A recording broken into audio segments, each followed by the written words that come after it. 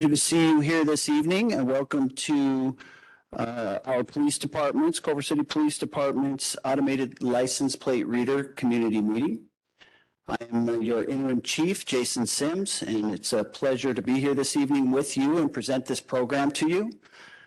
I'm just going to give you a couple of just brief details about how the meeting is going to go, and then we're going to jump into a presentation that's going to be given by Lieutenant Andrew Belante. And then we're going to spend the rest of the meeting, which should be about an hour, just answering questions and hearing what you all have to say about what you've heard here tonight, maybe what you've read when you took the opportunity to read through our draft policy, or just answer any other questions that you may have. So first off, just an FYI, this meeting is being recorded. And we are going to be posting it on our website, culvercitypd.org. And so you can view it at any time after tonight. Once we have it up there, it should take about a day or so to get it up. If you wanted to review it or share, with a friend that is there who wasn't able to attend, they can go ahead and view it on the website, culvercitypd.org. Also, for those who are on WebEx this evening, you can follow along with the policy or review our draft policy by going to culvercitypd.org. There's a lot of information about the proposed ALPR program there on the website, including our draft policy. And for those of you who are here this evening, there are copies of the draft policy on the table in the back. So as I mentioned, this evening we're going to give you a brief presentation, about 20 minutes, of the proposed program. We were budgeted through last year's budget $150,000 to implement an automated license plate reader program. Since then, we have been working to identify the best program that we believe will work for Culver City. We believe we've done that, and we will be presenting the program to council on May 8th for consideration.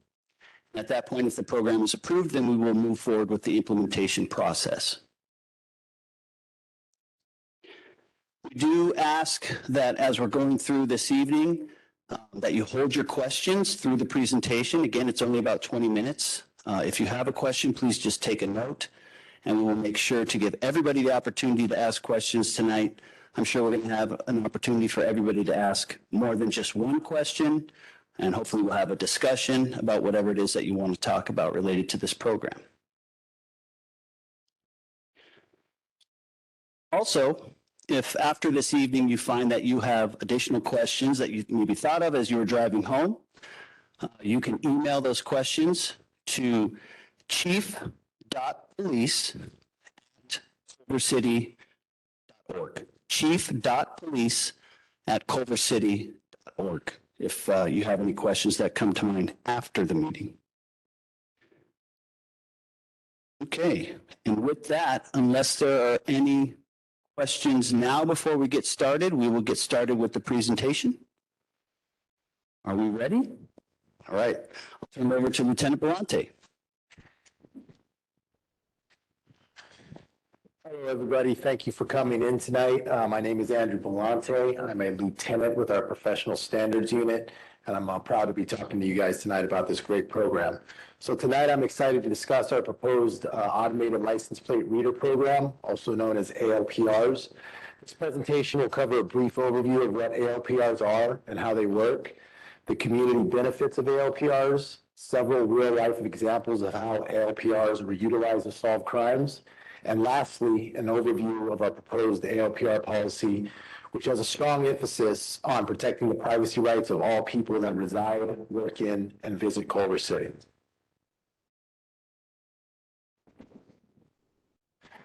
It is estimated that over 70% of crimes committed are associated with the use of a vehicle. Advancement of technology, ALPRs have become a valuable resource for numerous law enforcement agencies throughout the nation, state, and region. ALPR technology has become an industry standard It's proven to be an effective and efficient tool used by law enforcement to detect, solve, prevent, and deter crime in an unbiased manner. Most agencies in Los Angeles County already have ALPRs. To name a few, some of the local agencies that currently have ALPRs are Beverly Hills, Santa Monica, Hawthorne, Manhattan Beach, Torrance, and Gardena police departments. We feel that the acquisition of this advanced technology will assist the police department in providing a continued professional level of public service that will not only help prevent and deter crime, but also assist our detectives with developing valuable investigative leads that will be used to solve crimes committed in Culver City and to prevent further victimization, resulting in a safer community. Next slide, please. So how do ALPRs work? ALPRs are fixed cameras that are typically attached to traffic signals at intersections. ALPR cameras capture images of vehicles as well as license plates to vehicles that travel on public roadways. ALPR systems function to automatically capture an image of a vehicle's license plate and compare the license plate number acquired to one or more databases of vehicles of interest to law enforcement. These state databases include the Stolen Vehicle System, the National Crime Information Center, the Wanted Person System, the Missing and Unidentified Person Systems, as well as vehicles associated with both amber and silver alerts. Once a vehicle of interest is identified through an ALPR camera, an alert is sent to patrol officers within seconds. The alert includes a picture of the vehicle, what the vehicle is wanted for, and the last known direction of travel and its location. This provides officers with real-time information and the ability to respond to the area and hopefully locate the vehicle to take appropriate enforcement action. In speaking with other agencies who have license plate readers, they estimate that about 75% of the vehicles detected on ALPR cameras are located and an arrest is made. Next slide, please. Now we're going to talk about many of the community benefits associated with ALPRs. First, ALPRs have the ability to locate stolen vehicles that enter the city. Vehicle theft is up throughout the state and region. Last year, vehicle theft was up 28% in Culver City. Criminals frequently use stolen cars to commit additional crimes such as catalytic converter thefts, residential and vehicular burglaries, and robberies. The reason they do this is because there's nothing that ties the suspect to the stolen vehicle. Often, after going on a crime spree, it is common for auto thieves to abandon the initial car that they were driving and steal a new car. ALPRs are a force multiplier that will be used to identify and locate criminal offenders driving stolen vehicles that enter the city, which will help prevent and deter criminal activity before it occurs. ALPRs also have the ability to locate vehicles that will enter the city that are wanted in connection with felony crimes. Oftentimes, detectives are able to identify license plates of vehicles used in crimes and place them into the NCIC database as a wanted vehicle. Typically, criminal offenders who are engaging in crimes such as robberies or burglaries commit these crimes in multiple cities throughout the Los Angeles region, not only in one jurisdiction. When I recently worked as the watch commander, I consistently received at least 1 to 2 calls a week from outside agencies who had a vehicle stopped from an ALPR hit in their city that was a vehicle identified by our detectives as being used in a crime committed in Culver City. In many of these instances, the suspects were found to be in possession of stolen property, narcotics, identity theft documents, and weapons. ALPRs are a resource used for law enforcement agencies to network and work together to share information on vehicles used in crimes in an effort to prevent future crimes from occurring and also to identify and apprehend criminal offenders. Additionally, ALPR cameras are an officer safety tool, which will alert officers if a vehicle is wanted for a violent felony, such as an armed robbery, carjacking, a shooting. This will allow officers to obtain proper resources prior to taking enforcement action, resulting in safer outcomes not only for the officers, but the community as well. ALPRs also will provide our detectives with valuable investigative leads into crimes committed within the city. ALPR cameras will provide officers with those valuable investigative leads and will undoubtedly help solve crimes that have occurred. Oftentimes, witnesses and/or victims provide descriptions of vehicles used in crimes. These descriptions often include the color, make or model, or sometimes specifics such as the bumper sticker or damage from a traffic collision that are on the vehicle. ALPR cameras will provide our detectives with an opportunity to conduct a specific search for vehicles matching the suspect vehicle description that may have driven through intersections in the area before and after the time the crime occurred. These cameras will be a huge asset in helping identify vehicles used in criminal activity and will enhance case clearance. Additionally, once a vehicle is identified as being used in a crime, it would be placed in the system as a wanted vehicle. If the vehicle returned to Culver City and was identified by an ALPR camera, patrol officers would be notified of the vehicle's presence with the hopes of locating the vehicle and making an arrest to prevent any future crimes from occurring. An example would be just the other night, officers received a radio call of a catalytic converter theft in progress at 3 a.m. in the 10800 block of Fairbanks Way. Officers responded to the scene within 2 minutes and observed the suspect vehicle, which is described as a white Dodge Charger. The Charger fled and a vehicle pursuit ensued. Due to the driver's speed, the officers were not able to obtain the license plate and the pursuit was canceled in the interest of public safety. It was later determined that 3 area residents had their catalytic converters stolen. This is a great example of a situation where ALPR cameras would be a valuable tool used by our detectives to obtain the investigative leads needed to identify the suspect vehicle involved in that crime. ALPRs also alert patrol officers to vehicles associated with child abductions, as well as individuals that have been reported as missing and who are at risk. On February 15th of this year, we had a possible attempted child abduction that occurred in the Lindbergh Park area. In that incident, the suspect followed 2 children in a white cargo van for a period of time, exited the vehicle, opened the side door, and approached the children as if he was going to kidnap them. Fortunately, the children ran away and they were unharmed. Had a child abduction actually occurred in that situation, time would be crucial and of the essence. ALPR cameras would provide our staff with the ability to immediately conduct a specific search of white cargo vans in the area with the hopes of identifying the suspect vehicle and entering into the ALPR system as a vehicle associated with a child abduction and Amber Alert. ALPR cameras would provide us with images of the vehicle that we would distribute to all law enforcement agencies across the state, as well as the media. Any police agency that had ALPR cameras would be immediately notified of the vehicle's presence with the ultimate focus of finding the children unharmed and as quickly as possible. Next slide, please. So now we're going to talk about 3 case studies, which were real-life scenarios where ALPRs were utilized not only to identify suspects in crimes, but to prevent further victimization. As I'm sure you're all aware of the tragic mass shooting that occurred in the city of Monterey Park this year, January 21st.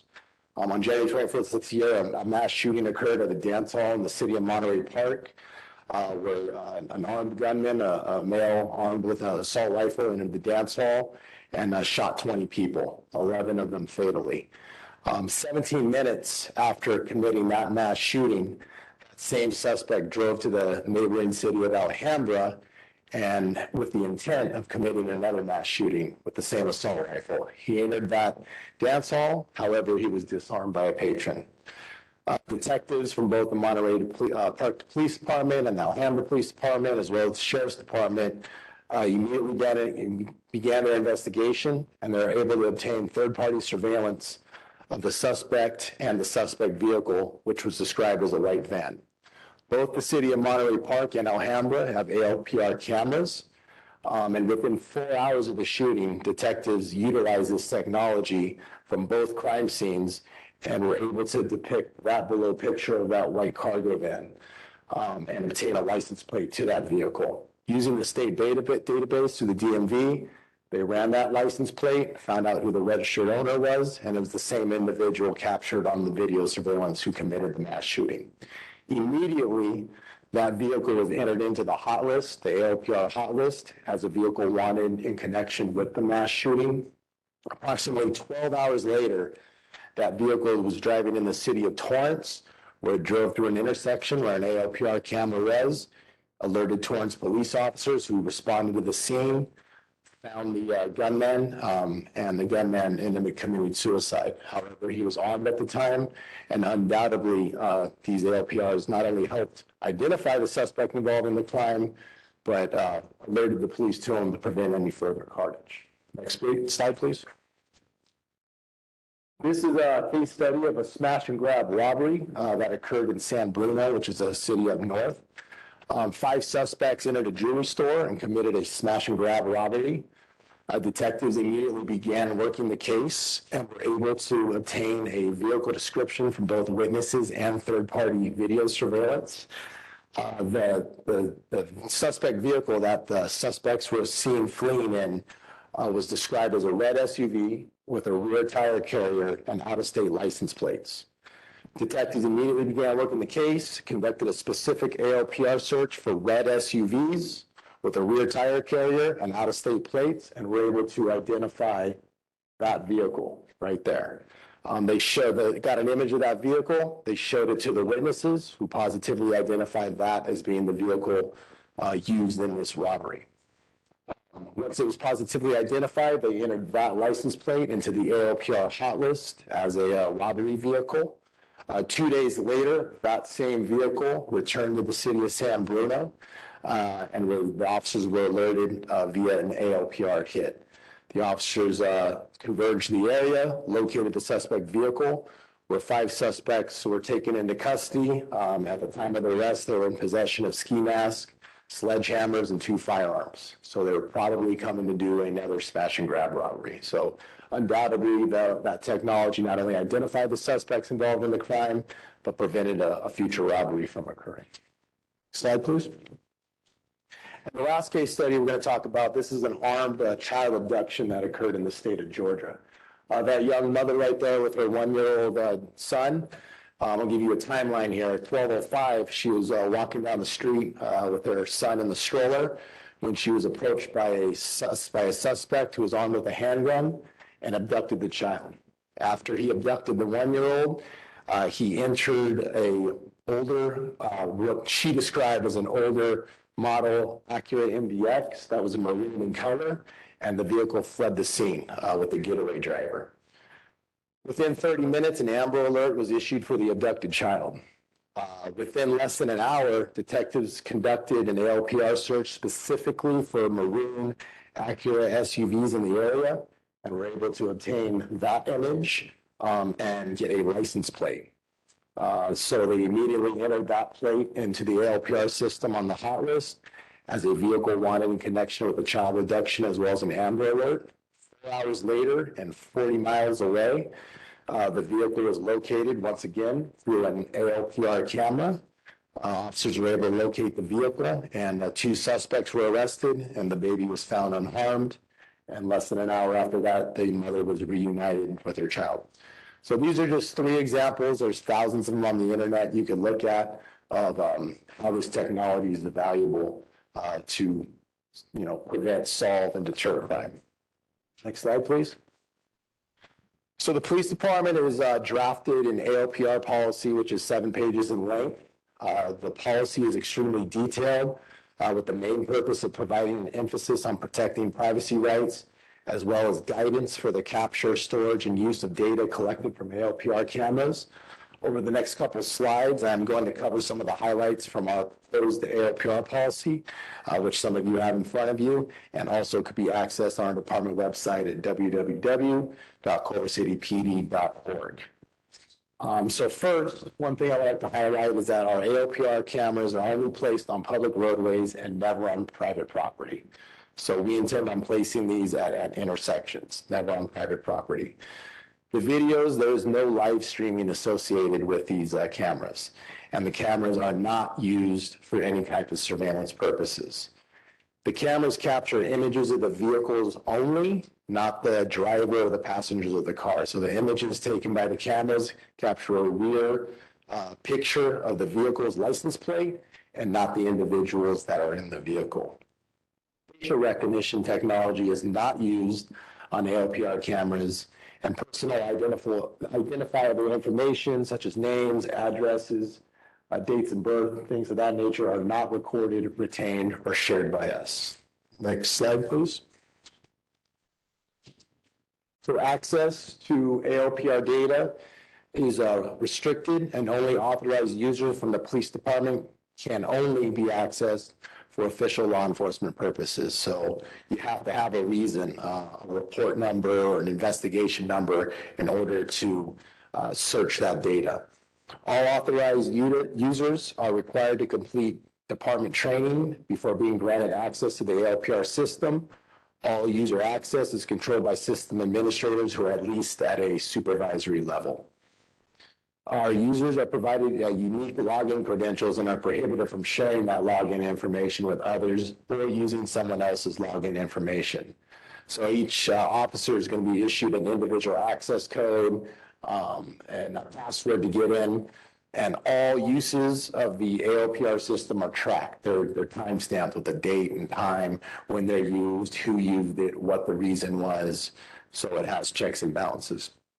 Any authorized user conducting an inquiry into the ALPR system must access the system, like I stated before, through their secure login credentials and must provide a reason for the inquiry, such as a case number. So if you're a detective investigating a burglary, you're going to have to enter the report number associated with that burglary. Next slide, please. Any users who violate the department's ALPR policy are subject to discipline under department policy and could also face criminal prosecution under data security and protection laws. My unit, the Professional Standards Unit, will be conducting annual audits to ensure accountability and ensure that the ALPR system is being used properly by our personnel. CCPD owns all of the ALPR data, and it is the department's discretion on what law enforcement agencies the ALPR data will be shared with. The data in no circumstance will be shared with ICE or any agency that will use the information for any type of immigration enforcement. And lastly, the ALPR data will not be stored or retained by the Culver City Police Department beyond a period of 30 days. After 30 days, the data that is not associated with any criminal investigation will be permanently deleted. And this is on a rotating basis. So every day, if it's not associated with a criminal investigation, the data is getting purged. And that concludes the ALPR presentation. And I'm going to have Chief Sims available for any questions. Thank you. Thank you, Andrew. Excellent presentation. Let's give him a hand, please. So the purpose of this evening is to get together with our community and give everyone who is interested in hearing more information about this program the opportunity to come either in person or virtually. We have folks who are on WebEx listening and watching as well. And for us, our main goal is to listen to what you have to say about this program. We're happy to answer any questions that you have, but we really just want to take in what it is that you have to say. The policy that you're looking at is a draft policy, which means that it can be changed before we take it before council on May 8th. And that is why we wanted to have this meeting now, so that we have the opportunity to take this feedback in before we go back to council. We've also met with our Chiefs Advisory Panel, which is a group of Culver City residents and community members, cross-section of the community that we meet with on a regular basis. And we bounce this type of stuff off of them, as well as other things, new technologies, new policies, procedures, things of that nature. And so we've done that. This is our next step in getting that community feedback. So we really want to hear what you have to say about it. I'll stop talking now so you can start asking questions or making comments. We're going to walk around with mics so that the folks who are watching on WebEx are able to hear the questions. Okay? So raise your hand if you have a question, and we'll come around.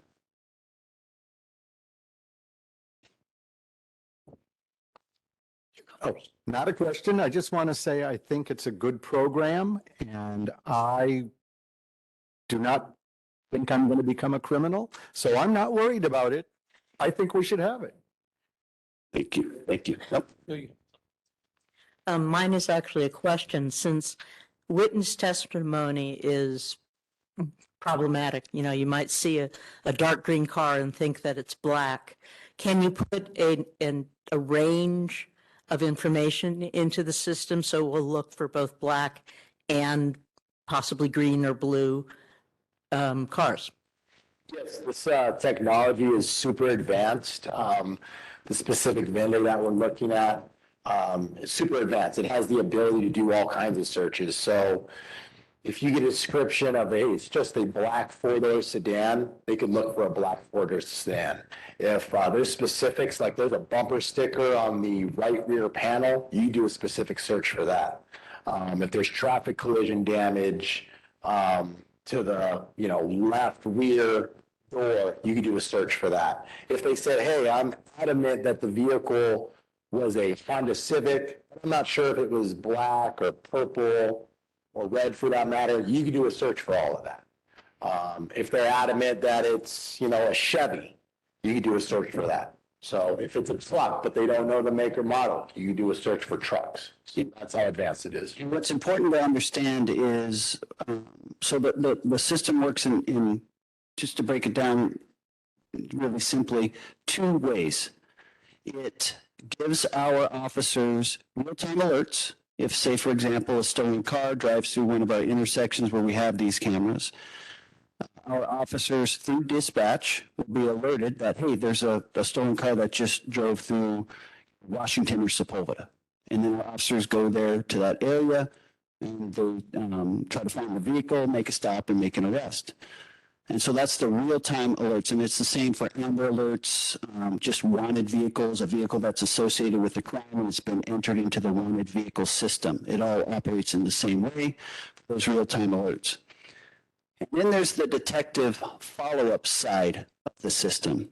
When we have a crime that occurs and we don't capture the suspects immediately after the crime occurs, our detectives go out and they conduct follow-up investigation to try to figure out who committed the crime.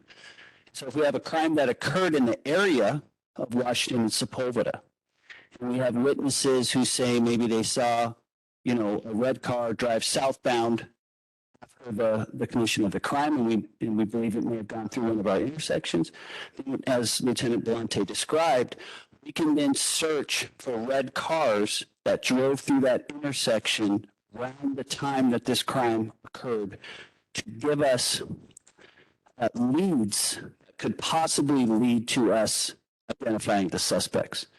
And so this system helps to develop detective and investigative leads that hopefully will help us lead to an arrest. Makes sense. Additionally, just to add to that, you may ask, what if there's not a license plate on the car? It's common that criminal offenders use vehicles that don't have plates. One advantage of this technology is, like I stated before, it takes images of the rear of the vehicle. So those images are valuable to us because not only can we show them to witnesses or victims to identify the car, but we could use them as a thing that we call a bolo flyer, be on the lookout. We distribute it to all our law enforcement agencies. Hey, this vehicle was involved in an armed robbery.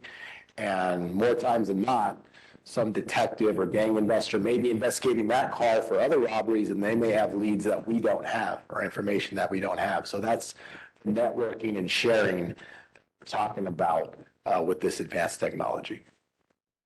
Excellent. Next question. So, great idea, about time. How many are you going to be putting up and how do you figure out where to put them?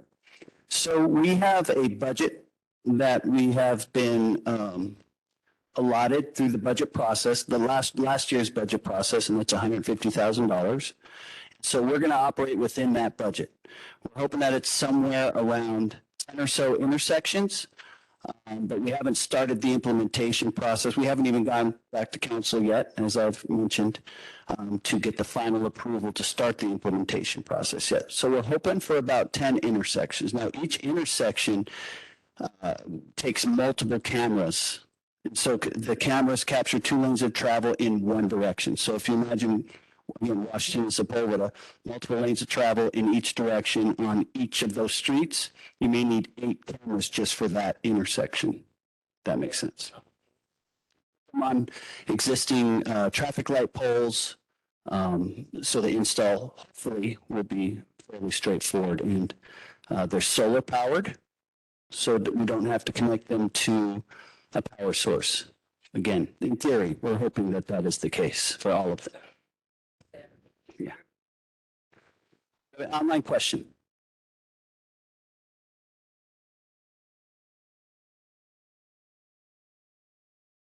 Thank you for the presentation. The license plate readers are a mass surveillance tool, a dangerous invasion of privacy that will put our liberties at risk and will not make our city safer. In particular, they will make our wonderful city unsafe for people who aren't lucky enough to live here and are seeking immigration sanctuary or seeking life-saving reproductive health services because of signing a contract with Flock, that no matter what CCPD's policy is, Flock could make this information available to federal immigration authorities and police departments in anti-abortion red states seeking to enforce unjust laws that target reproductive rights and undocumented immigrants. So we want our city to be a safe haven for ourselves, our neighbors, and our visitors, and I'm worried the license plate readers will not do this. Thank you. Thank you. And so just to touch on the data, we appreciate we control the data. The Culver City Police Department owns and controls the data. We decide who we share with. And as we've said, we will not be sharing this data with any agency that conducts immigration enforcement activity. We will, however, be sharing this data with other law enforcement agencies, and that's one of the benefits of this system. A lot of the crime that we see in Culver City is the crime that's occurring in Beverly Hills or Santa Monica or Torrance or so forth. As we actually saw an example of that Lieutenant Belante discussed when we had the mass shooting in Monterey Park, and the vehicle was actually captured in Torrance because they had that sharing agreement. The information that was added into the ALPR system in Monterey Park caused the alert in Torrance. And so we believe that this is a way in which that we can work together with our surrounding law enforcement agencies to be more effective and efficient. I have a question. It's on your page 3, the top paragraph. It says basically officers are reminded that they need to have reasonable suspicion and or probable cause to make an enforcement stop of any vehicle. And what I really wanted to hone in on, it says, for example, if the vehicle is entered into the system because of its association with a wanted individual, officers should attempt to visually match the driver to the description of the wanted subject prior to making a stop, or should have another legal basis for making the stop. Now, if the person, let's just say an example, the person happens to be male and you get a hit from that vehicle and the person that's driving is female, do you stop the vehicle and stop the person, or don't you? I mean, as far as, if that's if you get the gist of my question. Thank you. And yes, it depends on the situation. And so I think the policy is meant to do, we drafted it, our draft policy is meant to do everything that we can to safeguard the rights of our community members. And we need reasonable suspicion or probable cause to make a traffic stop and then an arrest. And so if a vehicle, for example, is entered into the system because it's associated with a wanted person or something of that nature, and we see that vehicle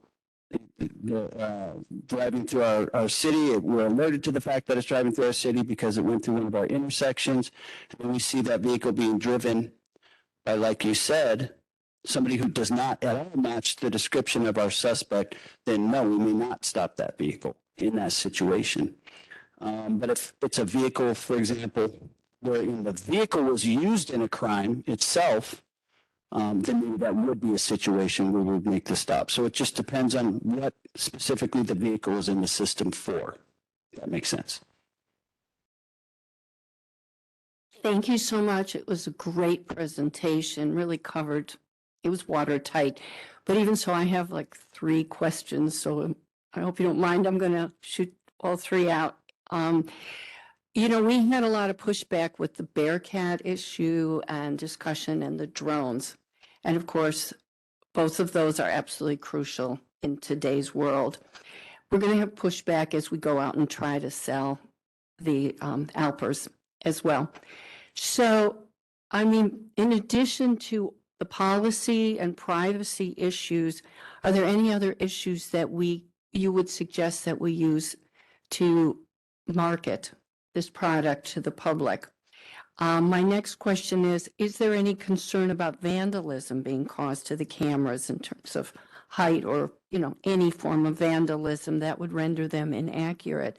And my final question is, do you members of the police department think that a 30-day hold period to maintain the data that you get from these cameras or devices, is that adequate? Thank you.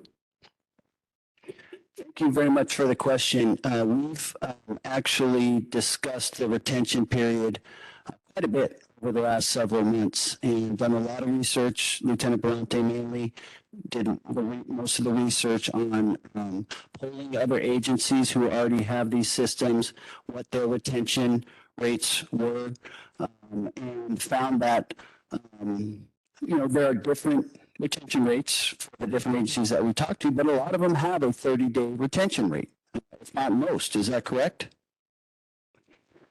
And so in talking to our investigators as well, because that's where the retention rate would really be important, would be on the detective side of how the system works when we're looking for investigative leads. They feel that 30-day retention rate is a reasonable time to keep this data, in that most of the time we're going to be aware of a crime immediately after it happens, and therefore be able to go into the system and do a search very shortly after that, a day or two maybe at most. And then if we do recover evidence in the system, we keep that for as long as we need it. Then it becomes evidence of our case. And so if, you know, it's not going to be deleted after 30 days, that will then be retained for as long as the case is active, as long as we need it, and then it will be destroyed after that. So, you know, we've put a lot of thought into it, and we do think that 30 days is a reasonable amount of time to keep this data. As far as the marketing aspect of the system, you know, for us, really, we just feel like it's, number one, becoming an industry standard and industry best practice, this type of technology. It's, you know, very popular with our surrounding cities and throughout the country to have these types of systems. And really because it gives us a way that we can be more effective and efficient in doing our jobs. And protecting our communities. It's also it's non-biased. It's just taking pictures of the rear of vehicles and not folks who are in vehicles. And again, gives us an opportunity to follow up on those vehicles when leads, when we're able to get leads after a crime is committed. And so again, it's just a matter of being more effective and efficient. And I don't recall your second, or the middle question.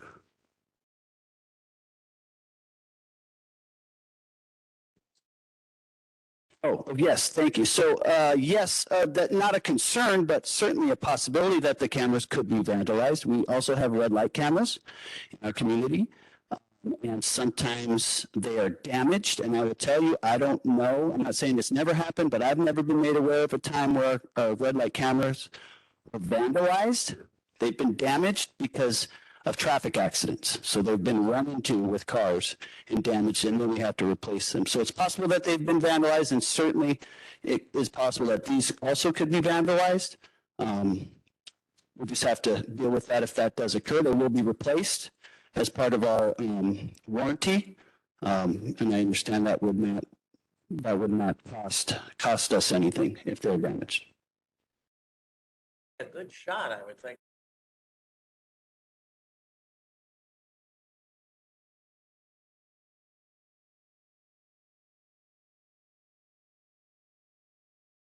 Hi there. Thank you. Uh, I heard what you said in response to the other question about the potential for sharing with immigration authorities or with, like she said, anti-abortion red states. But this policy just binds the police department. It actually doesn't bind the vendor flock. You'll have a contract, and their standard contract allows them to do that. Allows them to share with national databases that can go to whoever they want. And it would be, I still don't really support this, but it would build a lot of trust with the community if you committed to actually changing their standard contract. The ACLU has proposed best approach language that would actually change the flock contract to prevent exactly what you say in this policy you want to prevent. If you're just writing the policy, it's not going to prevent the this data being used by ICE to deport people. It's not going to prevent, if someone comes to California to get an abortion from a red state, then they can be tracked by the law enforcement there that gets this data. If you're just writing a policy, it doesn't prevent that. If you're actually committing to change Flock's standard contract, have the city attorney do that, follow the ACLU's outlined best approach to make sure that doesn't happen, then I think that can build a lot of trust with the community. And it'd be great if you could actually make that commitment tonight and then actually follow through with it. Thank you. Thank you very much for the comment. And yeah, we are committed to doing everything we can to ensure that this information isn't being used for immigration enforcement purposes. There is a difference between the contract and the policy, and certainly we will again do everything we can when we're crafting the contract to ensure that that's not happening, that this information isn't being shared and used for immigration enforcement. I just want to reiterate, we own this data. We decide who it's shared with, not Flock, and we're only going to share it with other law enforcement agencies. Thank you. Thank you very much, Lieutenant, for your presentation, and Chief and your team for being here and doing this with all of us. I do have a couple of questions. With regard to what you were just talking about, there's reference to Flock, and I may have missed it somewhere in the materials that I did or didn't read. But it sounds like, are they the vendor that is providing this equipment? And if so, how could that have been done without a competitive RFP? Yeah, so I'll talk a little bit about that, and then maybe Lieutenant Belmonte can talk about the sole source aspect of the proposal. Keep in mind, this program is going to be presented to City Council for approval. And so, yes, we are looking at Flock and recommending Flock as the vendor that we go with. But it hasn't been approved yet, so I just want to make that clear. You want to talk about the sole source aspect? Yes, so in doing research for some ALPR companies and vendors, we found that Flock Safety is a sole source provider for a variety of reasons. Number one, they're the only ALPR vendor that we found that has a lease option. So a lease option gives us the ability, we don't have to buy that expensive equipment. It's leased on an annual basis. In that lease comes all the software, the data retention, which I'll talk about in a little bit. And then the placement of it, like we said before, if a camera gets damaged, they come out and replace that. So the costs are on us, and we don't have to spend staff money on coming out and fixing the wiring or if something goes faulty. Additionally, Flock is the only vendor that's solar powered. So these cameras are solar powered, which are environmentally friendly. By going away from the standard power option, the city doesn't need to run power lines through the signal poles for energy, which would reduce burden on city staff. Additionally, a huge benefit of the Flock cameras are each camera covers 2 lanes of traffic.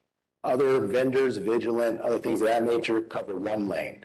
So you're getting double your efficiency. You're maximizing your efficiency with Flock.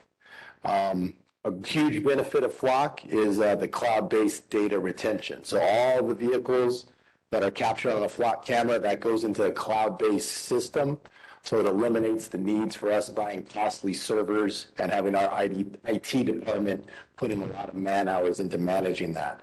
And most importantly, as Chief Sim touched on earlier, is that we own the data.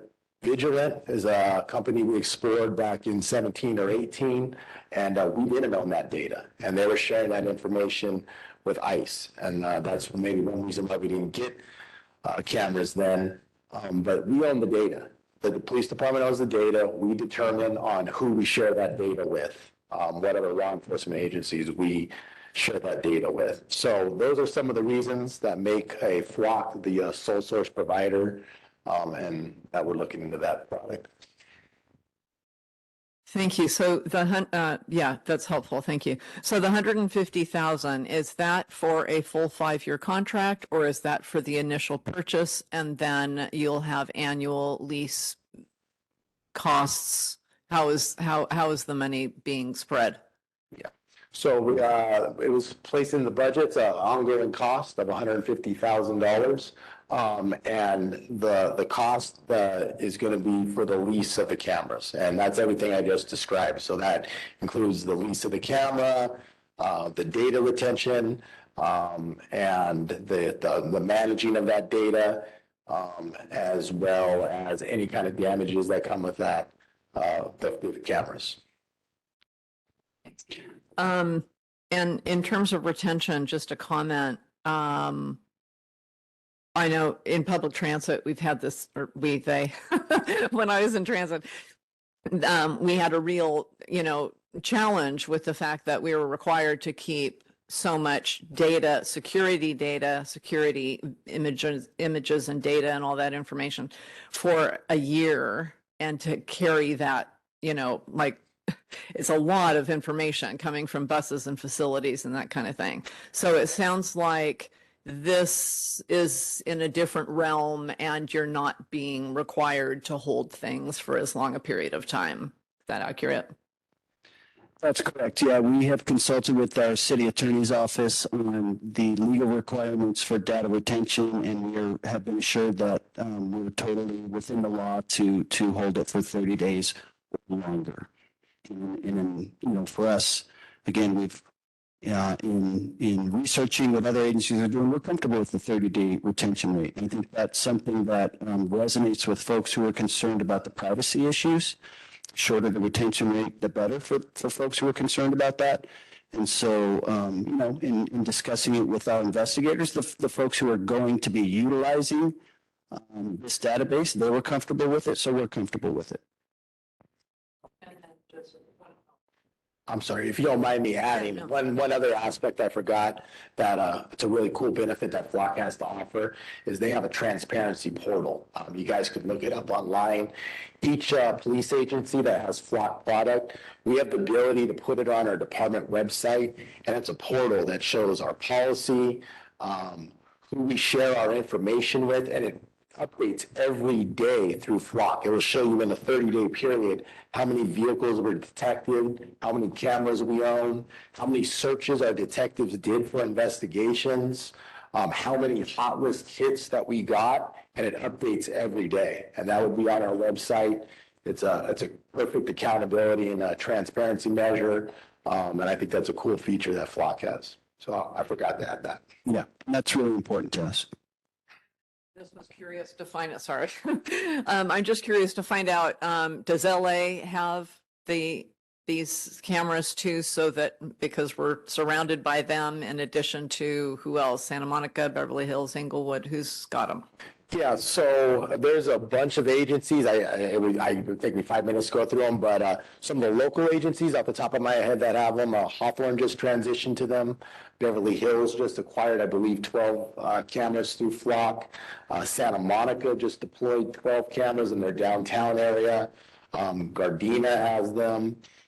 Torrance Police Department has them. Manhattan Beach. A lot of agencies in San Gabriel do. Alhambra, Monterey Park. San Gabriel PD, West Covina, Anaheim has them, LAPD has a handful of them. Several jurisdictions within the Los Angeles County Sheriff's Department have them. A lot of law enforcement agencies are transitioning to Flock because of the many benefits that that company has to offer.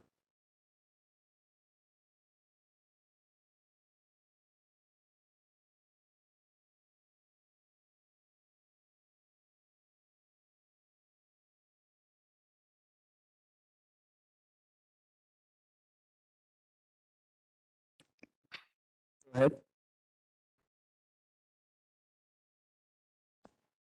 What's the name of the online? Kelly Estes, go ahead.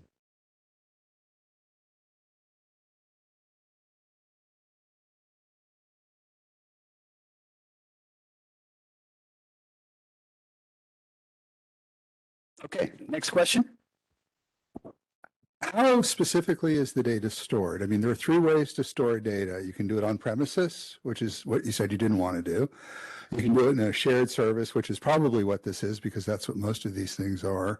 Or you can do it in a dedicated instance where Culver City's data would be not just logically separated, but physically separated from all the other data stored by that company. Which one is being used? I know that it's a cloud-based service. Do you know which of those two that it is, Lieutenant Bronte? I don't know the specific definitions, sir, but it is based on a cloud-based service. So are you talking about sharing with other law enforcement agencies? I'm talking about vulnerability of the data in general. If it's obviously on-prem, I mean, you have your own data security issues, but it's closed off in here. Yeah, So if you unplug it, no one can get to it. Very simple. yeah. When it's a shared service, basically means that they have to manage who has access to individual data, but everyone logs into the same database. Yes. Right. Cloud with your own instance means that if you go into Culver Cities, it's only Culver Cities data. Got you. It's also cloud storage. Yeah. So great question. You seem very knowledgeable with cloud-based systems and how this type of storage. So I will tell you that the storage meets CGIS requirements. That's the federal standard for, cloud based storage services for security purposes. What we can do is we can research your question because I don't know the answer specifically to that, but and we'll get back to you. If you want to give Sergeant Basker any information, we'll take a look at that and get back to you. Great question, though. Thank you. Okay, we're going to take an online question. Hello, Go ahead. can you hear me this time? Yes, go ahead, Kelly. Okay, sorry. Thank you very much for your presentation. I think it's a really good system to help solve crimes and prevent crimes. And I'd hate to think of Culver City being the only city surrounded by all these other cities where people who are committing crimes with vehicles can be safe. So I hate that, we're kind of still behind the ball. But a caller that I probably disagree with most of the time brought up a very good point that I would highly recommend you address with the city attorney or whoever before you present it, so you can answer it very clearly, is that we would, changing the contract to make it very clear that we would not share the data, especially with states that are trying to limit women's ability to travel to other states to have medical procedures, things like that probably are very key in this community and actually kind of important. I'd really hate to see that happen. If some crazy state were tracking, a young woman who is seeking a medical abortion or something like that. I think it's important you address that. And I think it's also important that you're able to name all the cities and jurisdictions that do, even if it takes 5 minutes, that already do have this in place. But other than that, I support it, and I really hope this gets through. Thank you very much for your time. Thank you. We'll definitely take a look at that in terms of our contract. Thank you.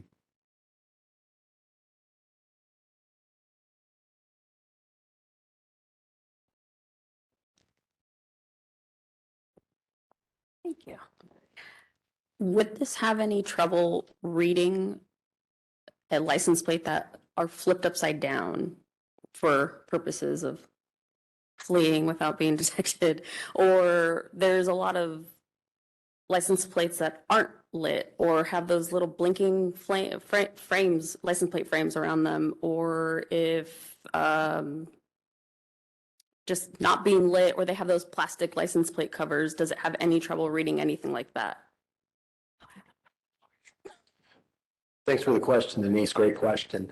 This is pretty advanced technology. So if you're referring to like the license plate holders that have that tent, I believe that it would capture that license plate. Now, in the event that a license plate is flipped upside down, I don't think that would get a read. One thing that's come up in the past are, what's the misread? Misreads on license plates, stuff like that.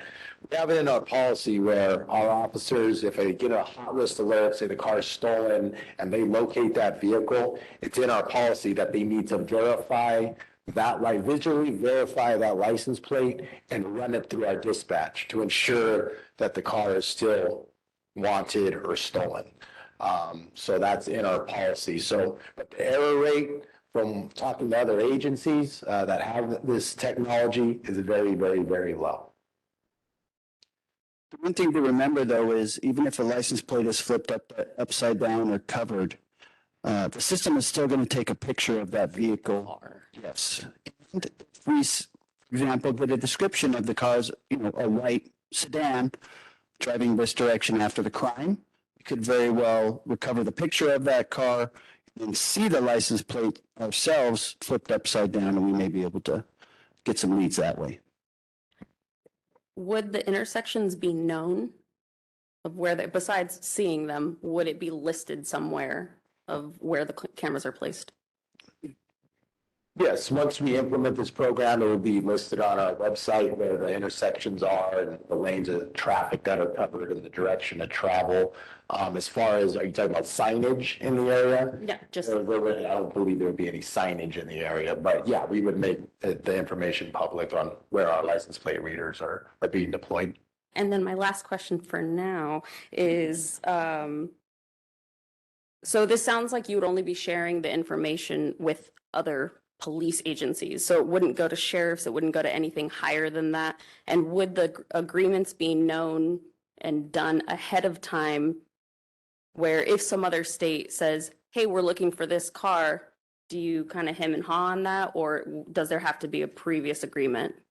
Yeah, that's a great question. We actually have that in our policy. Let me get to that. So it says the last page, actually, LPR data may be shared with other law enforcement agencies or prosecutorial agencies when there is a need to know, a right to know, or a legal obligation to provide the information. So say an out-of-state, say the state of Washington, Tacoma, is investigating a particular vehicle. So they would need to make a written request for our ALPR data, the name of their agency, the name of the detective or person requesting that information, and their intended purpose of what they're investigating, why they want the information on that car. The request is reviewed by either the chief of police or his designee, and then once they approve that, we would grant that request and we retain that request on file. So that's I think an example of what you're asking.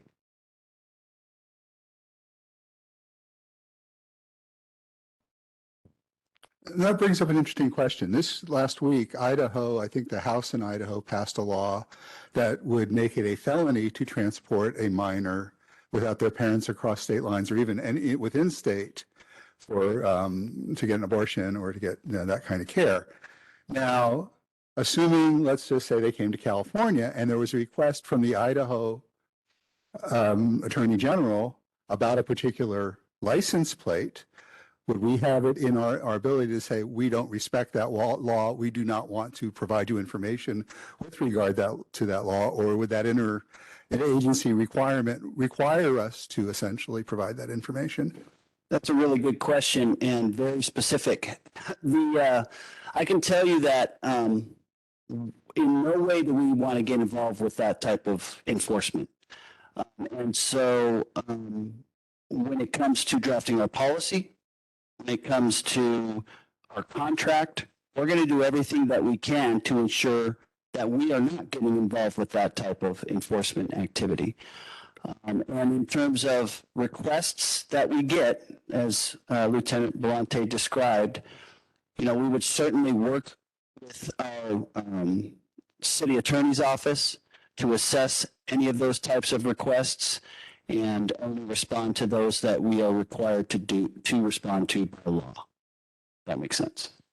And those are all, again, assessed on their own merit, depending upon the situation. So I can't really comment as to, any more specific than that. It's difficult to assert that somebody who commits a felony in another state, you would be able to say no to providing that data to them in the same way that it would be difficult for them to say no to us if it were a gun felony, for example, and they're a gun rights state. It's just difficult because you have full faith and credit, and basically we're supposed to respect the laws of other states. So the question is, how would the policy and how would the contract not just review this type of thing, but prevent sharing of data when it's against the public policy of the city and the state? Yeah, like I said, we would put language in the contract to protect and ensure that we would not share in those types of circumstances. And then beyond that, we would have to consult with our city attorney's office and assess each request that we get on its own merit and respond as appropriate. Again, we're not interested in getting involved in that type of enforcement activity. And so if there's any way that we can prevent doing it, we will do that.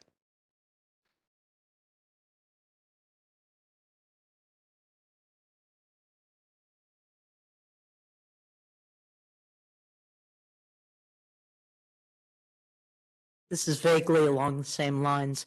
How do you define the threshold of what a crime is that it will be looking for? So for instance, a kid spray paints something and that's a misdemeanor and someone sees the card and etc.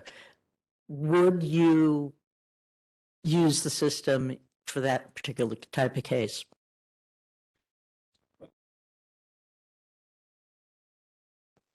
Give us a moment.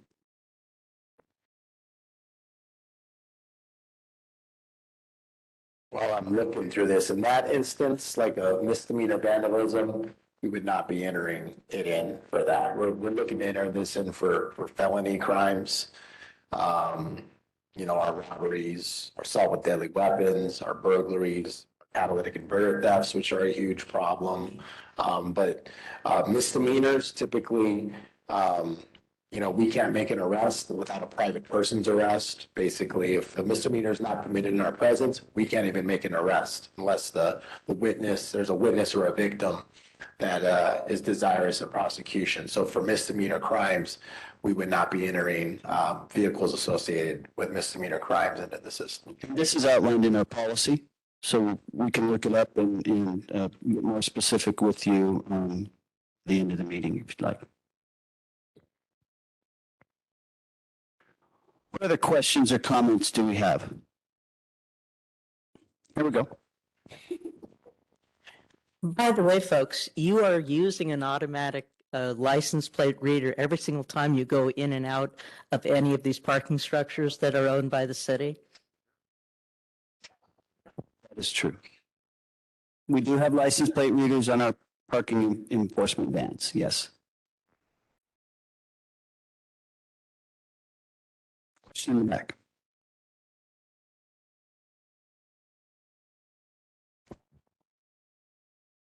Thank you, Chief and Lieutenant. I was wondering if household lost, say, 2 catalytic converters, and by some stroke of luck, you were able to associate a license plate associated with that theft. Is there a feedback mechanism to the owner, the previous owner of the catalytic converters, that the thieves were found and, their license plate identified? Is there some way to provide feedback to the folks who lost the catalytic converters in the first place? Thank you for the question. And That's really difficult to do right now, and I think that is more related to the fact that catalytic converters, my understanding is that they typically don't have markings on them that give us the ability to then trace catalytic converter back to the owner.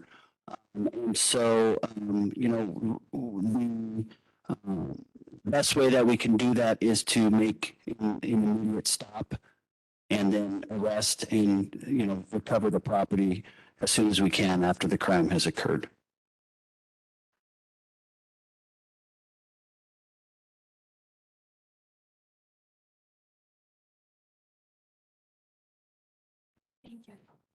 You mentioned before that the focus will be on felonies, but is it possible to use this resource in the event of a hit and run, which is still a misdemeanor, or domestic violence, where the perpetrator, flees the scene in that situation, or even a DUI? Yeah, Lieutenant Belante, have you found the area in the policy that describes this? Can you? Yeah, so if you guys refer to, let me try to find the exact page here, I'm sorry. 1, 2, 3, page 3 at the bottom, subsection 5. This is talking about the entries of vehicles on the hot list. So I correct myself, there's no actual threshold on a crime if it's a felony or a misdemeanor, but it does require supervisor approval. So it states that all entries and updates of specific hot lists within the ALPR system will be documented by the requesting department member with the appropriate general offense report. So they have to have a crime report associated with it. As such, specific hot lists shall be approved by the ALPR administrator, who's going to be a supervisor, prior to entering the plate into the ALPR system. The updating of such a list within the ALPR system shall therefore be accomplished pursuant to the approval of a department member's immediate supervisor. So it's going to be the immediate supervisor's discretion. Me personally, as a lieutenant, I wouldn't be entering vehicles as involved in misdemeanors such as vandalisms or petty thefts or things of that nature. I wouldn't approve that. But a hit and run may be something that we decide to enter into the system, because obviously that then involves another party who is trying to recover damages from that incident. So that could possibly be one that we would enter. Yeah. Sorry, I keep going on the privacy and security issue, but that's kind of my thing. Does this work in reverse at all? So in other words, I'm in another state and I know that license plate ABCDE is associated with a criminal in my state. I suspect they're in California. Can I put something out that would get the California agency to report the presence of that person based upon it showing up in a license plate reader? So in other words, with the Arizona guy comes here, they're criminal in Arizona. They think they're here, so they put it out so that our license plate readers are intended to detect them. Do we send that back to the Arizona, or do we arrest the person, or what in that instance? Yeah, and so the short answer is yes. If we were sharing our data, our license plate data, with the specific agency that you are referring to, an Arizona agency, for example, we would be able to get their hits and they would get our hits. Keep in mind that the ability to do that already exists with the current databases that we utilize. We have databases that we enter stolen cars into, for example, wanted vehicles into, and when we run those license plates or we make a traffic stop on those vehicles, we are alerted to the fact that that's a wanted vehicle out of Arizona, and we'll be alerted that it's wanted in California and so forth. But now the driver of that vehicle wouldn't have to do anything wrong. All they would have to do is pass by one of these cameras and it would alert the police that this person is here.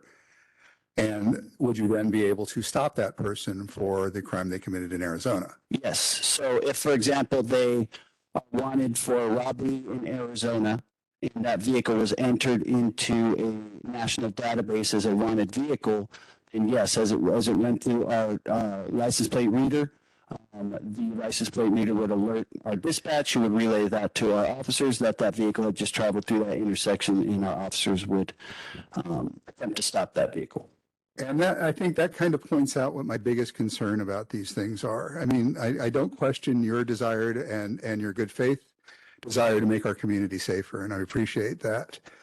My biggest concern about this is the definition of wrong is changing, and it's changing radically in certain places. And if we are forced to be a party to those changes because of this technology, I think that puts us in a bad place. Appreciate the comment. Thank you. Thank you.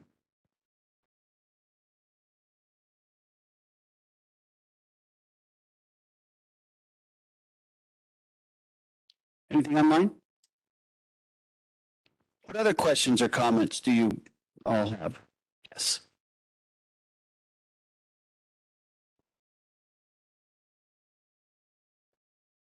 If somebody's in our system and they go through a reader in another state, if they were not one of the ones that went over 30 days because it was actually an incident that put them in there, they wouldn't get a list of all of the license plates and things that are on our system. They'd only get if something that was a specific car that's being looked for, then they might get it, but they wouldn't get a list of all of our licenses that are on there, I imagine.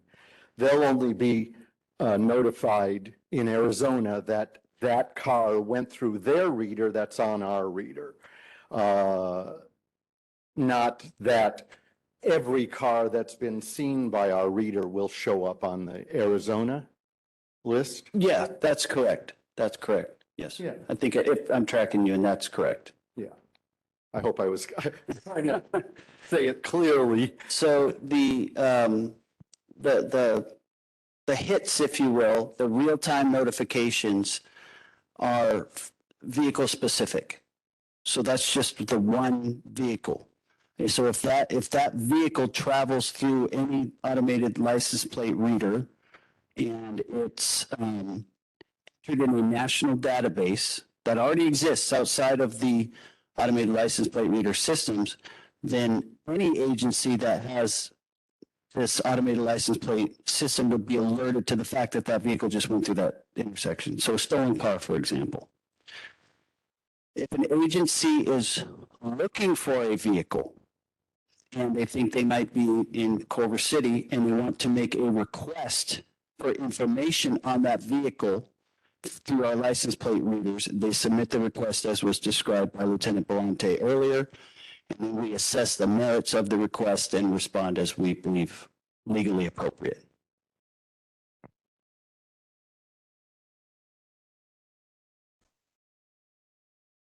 Thank you. So in addition to some of the concerns that have been vocalized tonight from people online as well as here, what other opposition comments are you anticipating, and what is your rebuttal to those comments? Testing. Yeah, no, honestly, I think that it's hard to say exactly what they're going to be, but most of them are related to privacy. To be frank, I hadn't thought of the abortion issue until tonight. That's the first time I've heard that. So that's really good information, and the reason why we're having this meeting, so that we can have these discussions and hear from you, and it better informs us moving forward in terms of the creation of our policy, contract, and so forth. So it's really valuable, and thank you all for your comments and concerns that you voiced tonight. And so, we'll continue to have these types of discussions. We'll after this, regroup and discuss everything that we heard here tonight amongst ourselves with our city attorney's office, and then do everything we can to come forward on May 8th with what we believe to be, the best policy, the best program that we can create moving forward. Thank you. I want to follow up on this gentleman's comments before. Do appreciate what you've said about privacy concerns, what everybody said tonight about privacy concerns. We're looking at 21st century technology, and we have to go with the flow. We're not part of the, the Middle Ages. But the whole idea of privacy now is really a fiction, I think. When I fly and I take my little driver's license and I submit it to wherever I'm landed, and they check it sometimes and come up with all sorts of comments like, oh, you were born here, or you were like, where's that data information, held? And it's all in the computer. So if somebody wants to know about you, it's very easy to find out that information. There are restraints built into this policy to minimize the effects and to respect people's privacy. But at the same time, we still have to deal with the criminal aspect. We can't be ostriches. Thank you for the comments. And just a follow-up comment to that is important to remember that this system identifies cars, not people. And the hope is that the car will generate investigative leads that will help us to lead us to an arrest. But it's just one part of an investigation. And in order to make an arrest, as was mentioned earlier, we need to have probable cause that somebody committed a crime. The fact that this car drove through an intersection may be a big part of that, or maybe a smaller part of it, and we need much more evidence to make an arrest. It's just one bit of an investigation, but it's a very powerful tool that can really help us in getting down that path to hopefully solving these crimes. Yes, I have a question regarding someone else's comment about someone coming from out of state to have an abortion, and it seems like well, let me just. It looks like we're bumping up against the 10th Amendment of the Constitution that basically says the powers not delegated to the United States by the Constitution nor prohibited by it to the states are reserved to the states respectively or to the people. So I haven't heard that if someone from a state of the 50 states in the United States that they're from a state that prohibits abortion travels to California to do an abortion and has something to do with their car or whatever to go back and extradite them or whatever. That was basically what the reason why Roe versus Wade was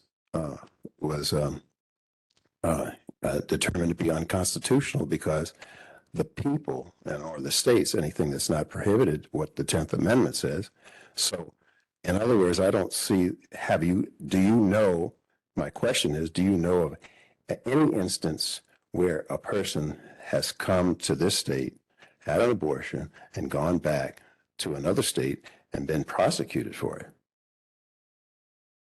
I don't whether they use this the system of tracking a vehicle, et cetera, et cetera. Yeah. No, we don't know of any of those instances, but I will say that this abortion issue is very new and is something that we hadn't discussed as part of this program. We appreciate the comments, and we will certainly look into it and discuss it with our city attorney's office and make any adjustments that we determine to be appropriate. Just to give some more specifics, the Idaho law that I'm talking about that's in process makes it a felony to transport a minor to get an abortion if they don't have their parental permission.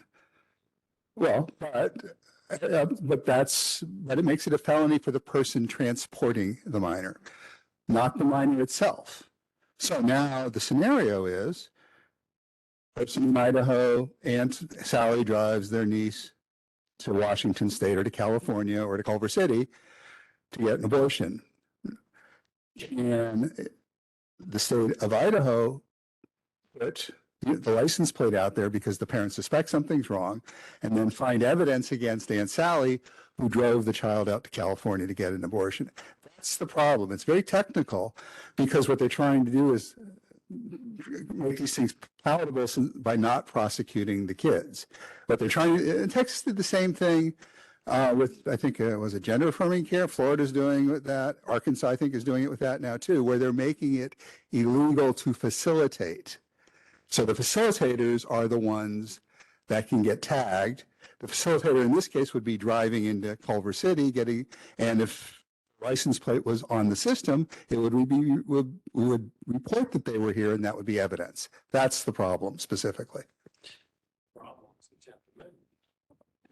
Yeah, and let me just jump in because it's okay to have different thoughts and opinions on this, and that's why we're having this meeting tonight, to hear those thoughts and hear those questions. And I thank you for the opportunity. I thank you for the comments and everybody, because it really, truly is why we're here and helps us to create the best possible program for Culver City. Every city is different. Every community is different. Every community has its own concerns. And so we want to do everything we can to create a program that inspires trust with the Culver City community. So we'll do that. We'll look into exactly what you said. It is very technical, so I apologize that I can't answer it specifically right now. But we'll have the discussions that we need to have with our legal and see what we come up with. Yeah. What other questions or comments? We've got about 5 more minutes. What do we have online? Nothing? Well, let me just say thank you, truly, everybody online tonight, everybody who's here tonight, coming out and braving the really odd weather that we're experiencing, especially today where it's raining extremely hard one minute and sunny the next. So we really, truly appreciate you coming out. The City Police Department has always been and will continue to be, as long as we are here, about partnerships. We believe that we as a community are stronger together. We're committed to partnerships within our community, being partners with you all, in working to keep Culver City safe. And so we appreciate you coming out tonight. Thank you so much. Thank you to Lieutenant Belante. I do want to also introduce tonight, we have here running the show, we have Sergeant Eddie Bascaron, we have Sergeant John Ogden, our Assistant Chief Troy Dunlap, and Captain Pete Hernandez. Let's give them all a hand. And we have Anissa, who is with IT, who is keeping the lights on and the WebEx on for us. So thank you, Anissa. Janine Pluto, our Senior Management Analyst in the back, and Carol Kramer, who's in charge of everybody. So thank you, Carol, for coming out. Mayor, thank you for coming tonight and supporting this. We really appreciate it. All right. Thank you all.